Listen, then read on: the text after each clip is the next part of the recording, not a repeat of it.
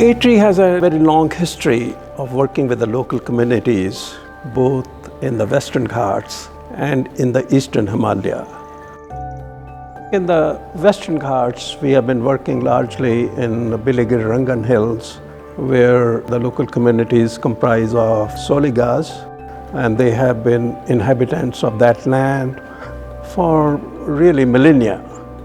On the other hand, in the Eastern Himalaya, we have been working with local communities, but they have not lived in that area for more than, I would say, 150 years.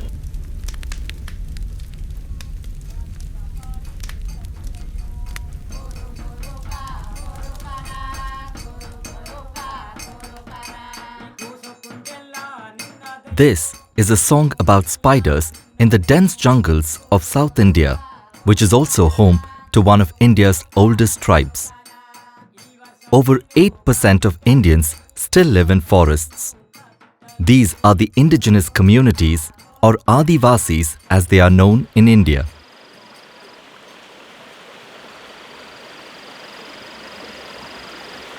We are working in BRT, the Biligir Swami Temple Tiger Reserve. There's a local community called Soligas. They're also one of the poorest tribal community in Karnataka. Dr. Siddhappa Sethi has been working with the Soliga community for over 2 decades now. This forest-dwelling community, like many other tribal communities, is dependent on the forests for their livelihoods, collecting fruits, honey, tubers, and other forest produce. In CFR rights, Forest Right Act, it gives tenure to the community. And also 3.1 has conservation rights. And people can use the resources, at the same time they'll have an opportunity to conserve the same resources being used by them. However, these practices, unless ecologically sustainable, would prove detrimental not only to the community but also to the biodiversity of the place, because this landscape is not just home for the Soligas but also to some of India's spectacular wildlife.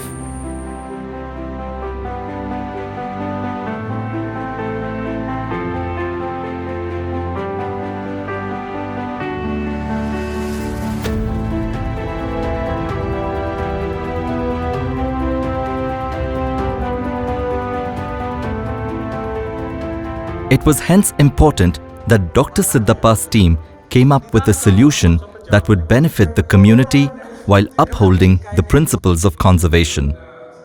With adequate financial backing from the USAID, the team set about their task. Under USAID project, we have been working with the Soliga community on enterprise-based conservation model.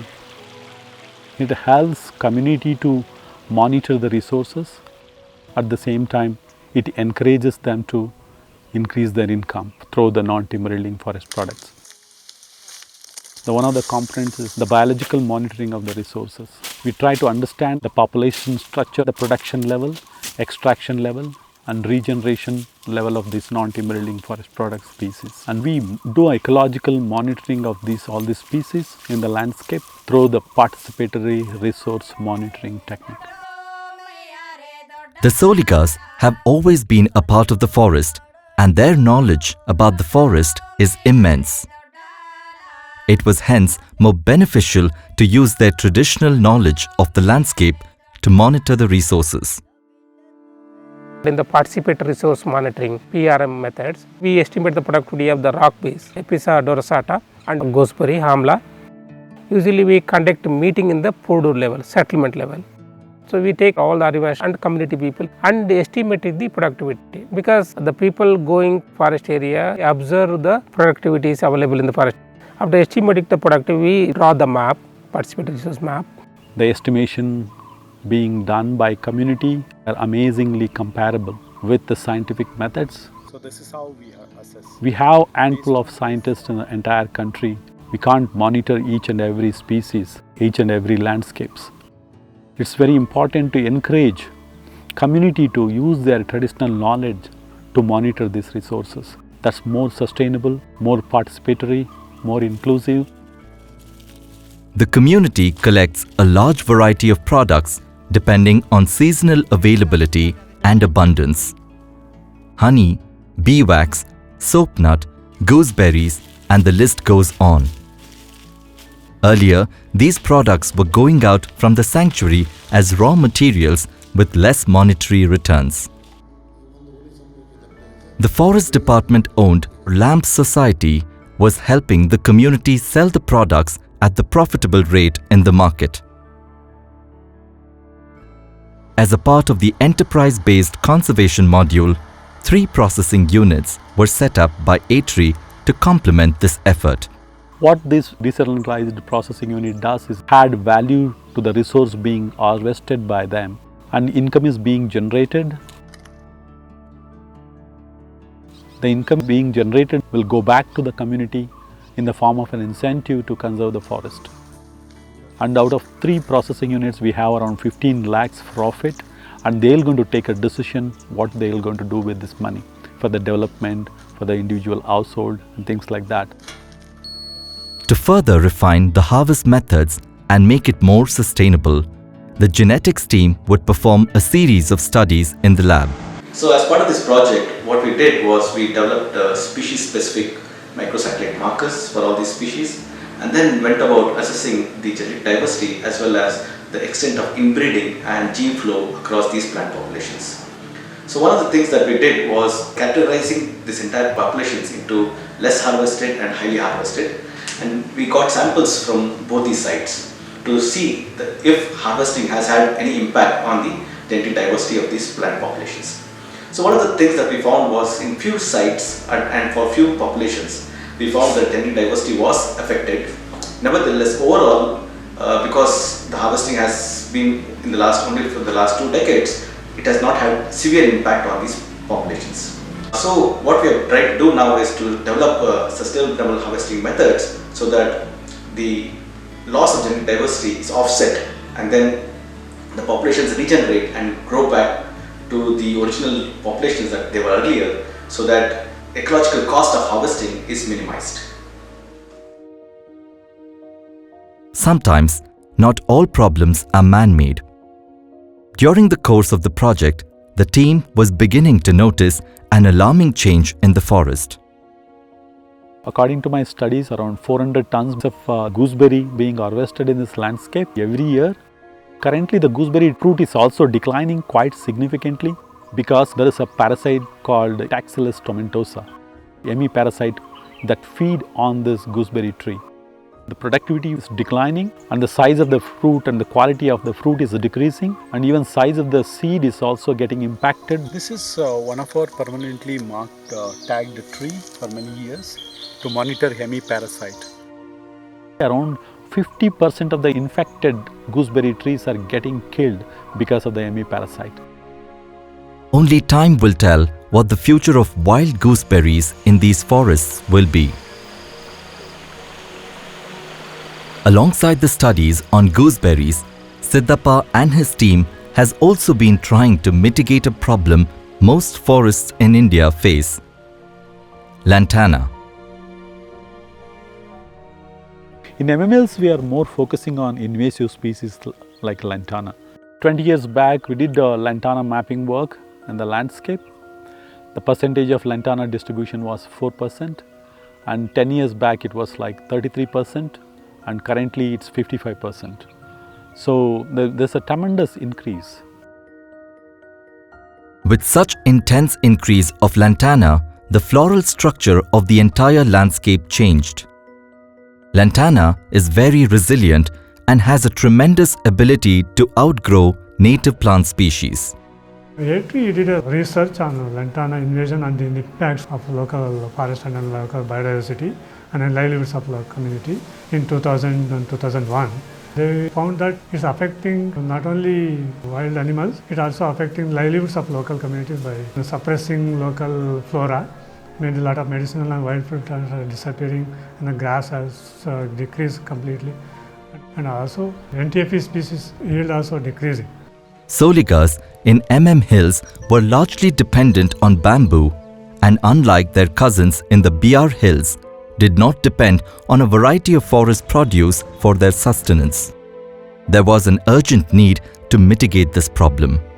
During their study, Siddhappa and his team observed that wherever there was a continuous harvest of lantana, its growth decreased. With this finding and new techniques evolving in furniture making, lantana became an abundant and inexpensive substitute for the bamboo. Recently, from past 2.5 years, we started collaborating with the Shola Trust, and we have started producing life-size lantana elephant sculptures. 5 years back, lantana craftsmen used to earn 6,000 per year, and that now increased to 35,000. And there are around 120 families are getting good benefit out of lantana furniture making and from life-size lantana elephants. Having secured the future of the Soligas in the Western Ghats, the project's efforts were now trained at improving the lives of the communities living in the foothills of the Himalayas. Communities in these high-altitude areas are the ones who are most vulnerable to climate change and climate change impacts. Under the same umbrella, in the Eastern Himalayas, USAID grant has aided Dr. Sarala Kaling to further her community-based conservation activities.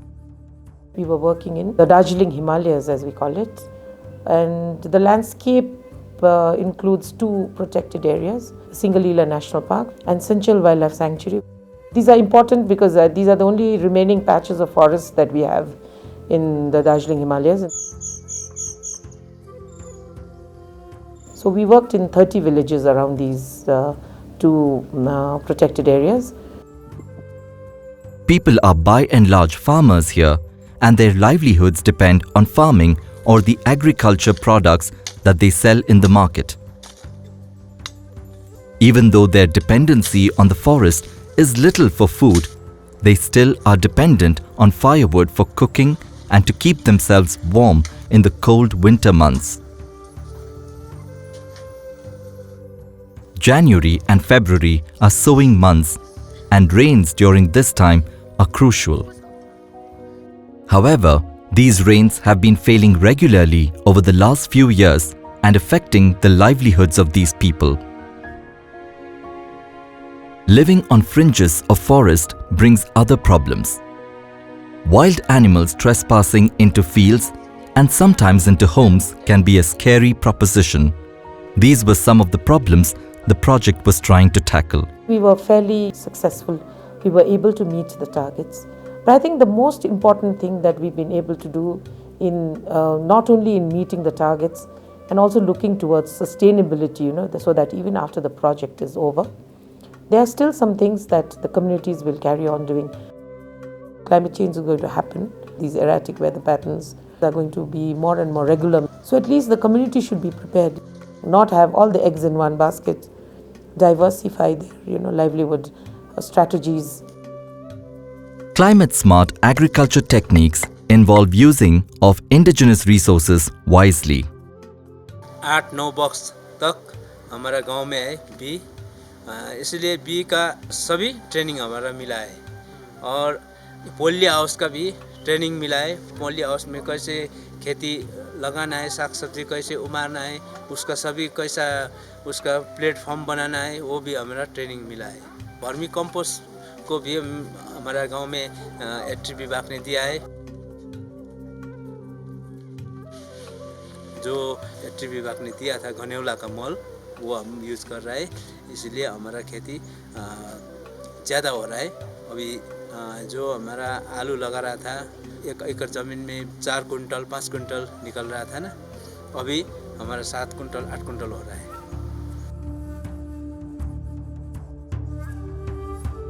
With the breathtaking Kanchenjunga in the background, Darjeeling and its surroundings are some of India's top tourist destinations.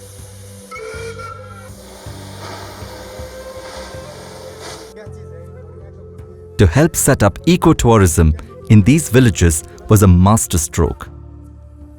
Energy-efficient stoves made sure that the firewood consumption was kept in check.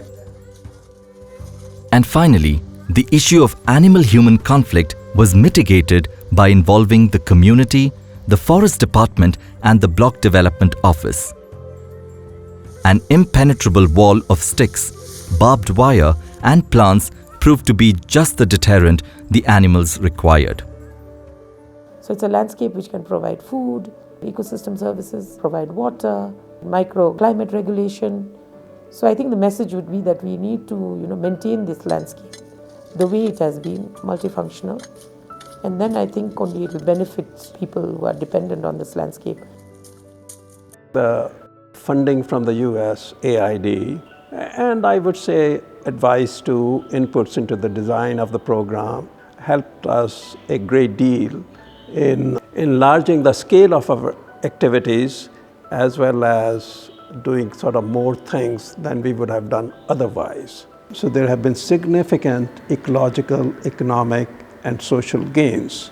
The way forward is, first of all, I think we need to build really local leadership at the community level. The second is there have to be greater participation of all the stakeholders.